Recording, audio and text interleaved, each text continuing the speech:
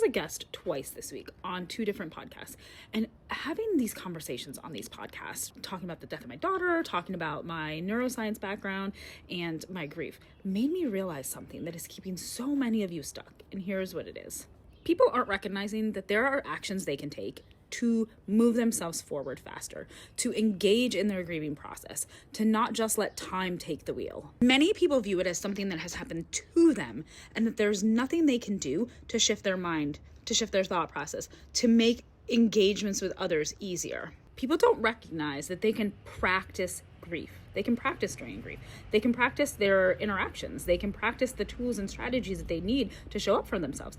People don't realize this. They just think they have to sit idly by and wait and see what happens in the next 6 months, the next 12 months, the next 3 years. When really you are capable of changing the neural mapping of your brain. I know this because this is exactly what I started doing. I'm a speech pathologist by trade, and I help people regain function after the loss of swallowing difficulties, after the loss of communication, and we rewire their brain to be successful. And I decided to take that and utilize it in my grief and see what I could come up with.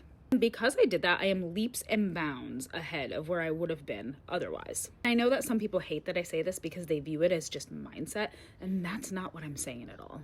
I'm not saying just think positive thoughts and then you're going to be positive about your grief. That's not what I'm saying. I am saying you have to be an active participant in the tools and strategies you use in order to shift your mindset, in order to shift your perspective. Essentially, what you think becomes your reality. So if you're constantly surrounding yourself with negative thoughts, or you're surrounding yourself with people who are Debbie Downers or who always bring out the worst in things, you're going to start to think that way. I see it all the time in Facebook forums. People validate people's pain, and I get that, and that is an aspect of this. But if you sit in that validation phase for years and years and years, that is what's keeping you stuck. I'm not talking about the acute stage of grief at all. I am not talking about that. That needs to be felt, that needs to be seen, that needs to be witnessed, that needs to be heard. You need all of that.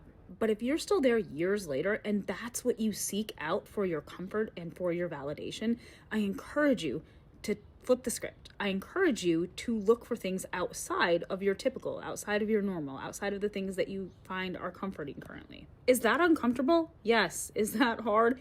Abso-fucking-lutely. But I promise you, if you keep showing up for yourself in a different way and start to retrain your brain, those thought processes, you're going to be in a very different spot next year than you are this year.